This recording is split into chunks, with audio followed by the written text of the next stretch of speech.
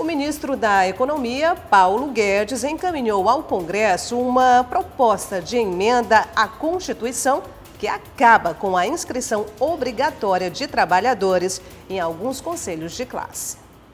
Para exercer algumas profissões é necessário passar por um exame de proeficiência, como o exame da Ordem ou do Conselho Regional de Contabilidade. Uma proposta do ministro de Economia, Paulo Guedes, pode mudar.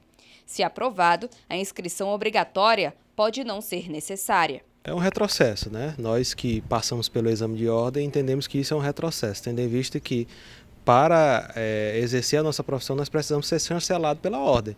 Não adianta colocar um profissional que sai da faculdade muitas das vezes despreparado, não sabe, porque as faculdades não preparam a gente para advogar, não nos prepara para advogar, e coloca um advogado totalmente sem noção do que é a realidade. Então, acho que a prova é necessária, é eficaz e tem mostrado resultado. A justificativa apresentada no documento da proposta de emenda diz que os conselhos profissionais não integram a estrutura da administração pública, assim como definir parâmetros ou fiscalizações com base em critérios da doutrina da regulamentação de profissões. A Ordem dos Advogados discorda da proposta. Para a instituição, o exame da ordem serve para a fiscalização da aptidão dos profissionais.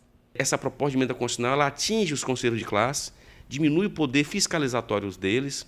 Hoje, os conselhos de classe eles fiscalizam as profissões. Os advogados são fiscalizados pela OAB, os médicos são fiscalizados pelos conselhos de medicina, os psicólogos pelos conselhos de psicologia. Então, essa fiscalização, ela não só diz respeito à categoria profissional, mas diz respeito aos interesses da própria sociedade, que quer ter profissionais regulares exercendo as suas profissões.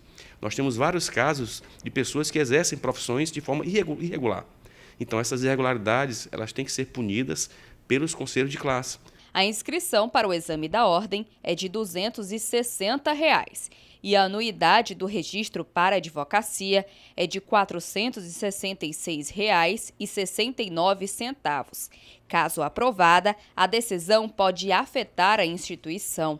Afetaria economicamente na medida em que poderia se permitir advogar quem não faz exame de ordem, poderia permitir advogar quem não é inscrito na OAB, poderia permitir advogar quem não paga anuidade, e isso também com as outras entidades associativas. Então, seria uma forma catastrófica de lidar com as categorias profissionais. A proposta vai ser encaminhada para o Congresso para aprovação.